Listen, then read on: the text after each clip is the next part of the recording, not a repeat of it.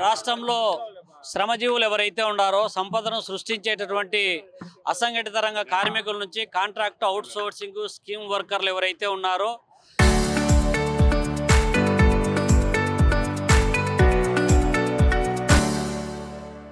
పంచాయతీ వర్కర్లు ఎవరైతే ఉన్నారో మున్సిపల్ వర్కర్స్ ఎవరైతే ఉన్నారో అంగన్వాడీ ఆశా మధ్యాహ్నం భోజనం వర్కర్స్ ఎవరైతే ఉన్నారో వీళ్ళందరూ కూడా నిత్యం ఆరుగాలం కష్టపడితేనే సంపద పోగవుతుంది. కానీ ఎన్నికల ముందు పాలక పార్టీలకు ఎట్లయిపోయిందంటే ఎన్నికల ముందు వీళ్ళు ఎక్కడ సమ్మె జరిగినా సరే వచ్చి వాలిపోయి మీ సమస్యలు పరిష్కారమే ఏకైక ఎజెండాగా పనిచేస్తాము, మాకు అధికారం ఇవ్వండి అని చెప్పి ఎన్నికల యంత్రాలుగా మార్చుకుంటా ఉన్నారు. అధికారంలోకి రాగానే కార్మికులకు ఇచ్చినటువంటి వాగ్దానాలలో ఒక్కటంటే ఒక్కటి కూడా అమలు చేయడం లేదు. పైగా ఇవాళ కాంట్రాక్టు అవుట్సోర్సింగ్ ఉద్యోగులకు వ్యతిరేకమైనటువంటి నిర్ణయాలు తీసుకుంటా ఉన్నారు.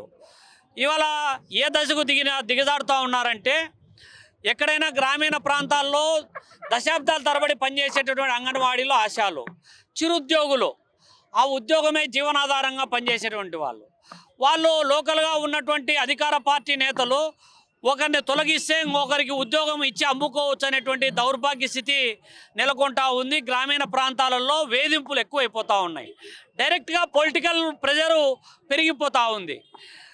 పోనీ ఇంకోవైపు కనీస వేతన చట్టం ప్రకారం ఇప్పుడున్నటువంటి ధరలకు సంబంధించి పాలక ప్రభుత్వాలు ధరలైనా తగ్గించండి.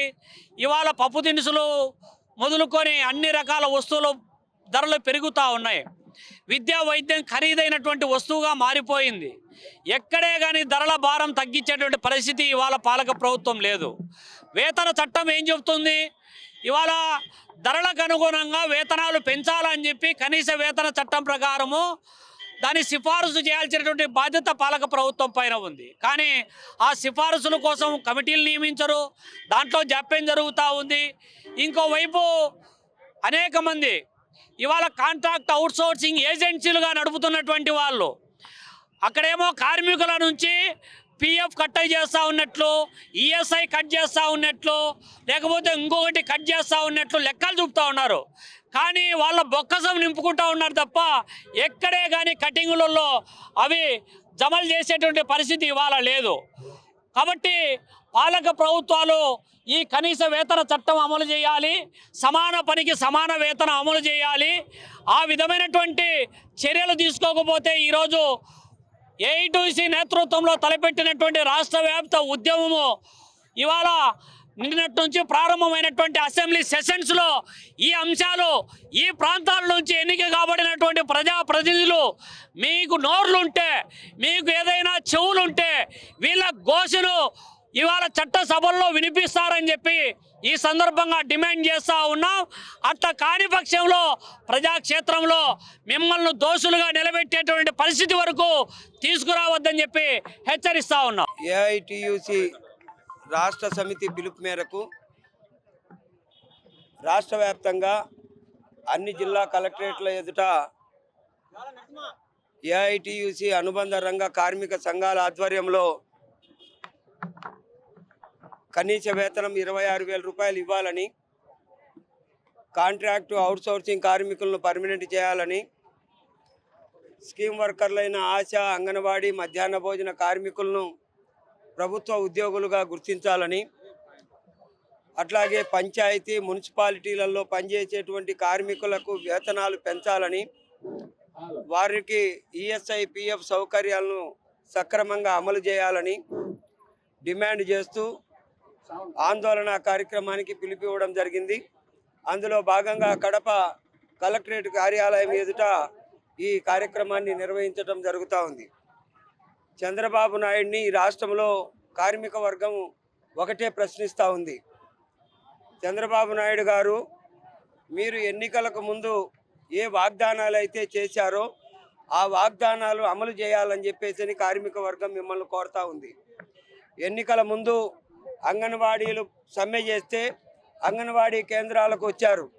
అంగన్వాడీ కేంద్రాలకు వచ్చి మా ప్రభుత్వం అధికారం లేకొస్తానే మీకు వేతనాలు పెంచుతాం, మీ సమస్యలు పరిష్కరిస్తామని చెప్పారు.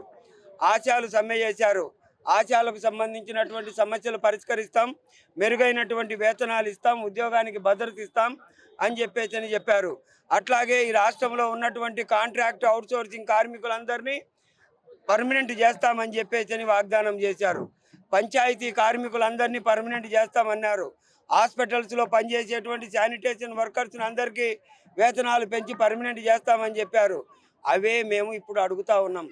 గడిచినటువంటి 2 సంవత్సరాల కాలంలో మీరు ఏ ఒక్క సమస్యను పరిష్కరించడం లేదని చెప్పేసి మేము అడుగుతా ఉన్నాం.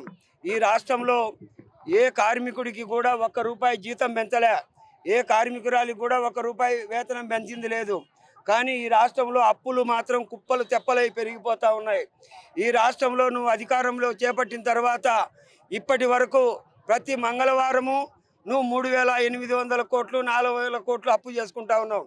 ఈ రోజుటికి మొన్న మంగళవారానికే మీ అప్పు 3,68,000 కోట్లకు చేరింది.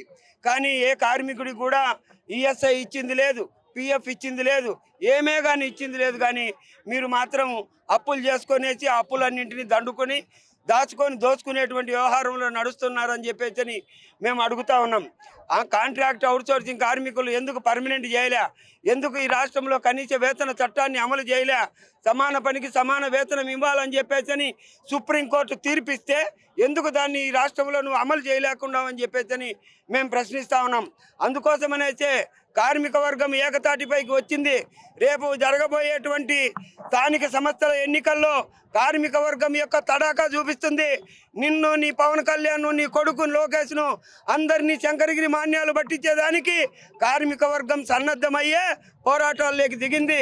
అందుకోసమనేసే ఇప్పుడైనా ఈరోజు జరిగేటువంటి అసెంబ్లీ సమావేశాల్లోనైనా లేదంటే ఇంకా కొద్దిసేపట్లో జరిగేటువంటి కేబినెట్ సమావేశంలోనైనా ఈ సమస్యలపైన చర్చిస్తాలని చెప్పేసి మేము కోరుతా ఉన్నాం. లేకపోతే భవిష్యత్తు ఉద్యమ కార్యాచరణ రూపొందిస్తాం, ఎక్కడికక్కడ దిగ్బంధనం చేస్తాం, రాష్ట్రం అట్టుడికి పోయే విధంగా చేస్తాం. కార్మిక వర్గం కన్ను తెరిస్తే నువ్వు నారావారిపల్లెలో కూడా జీవించేదానికి కూడా నీకు ఉండదని చెప్పేసి ఈ సందర్భంగా తెలియజేస్తా ఉన్నాం.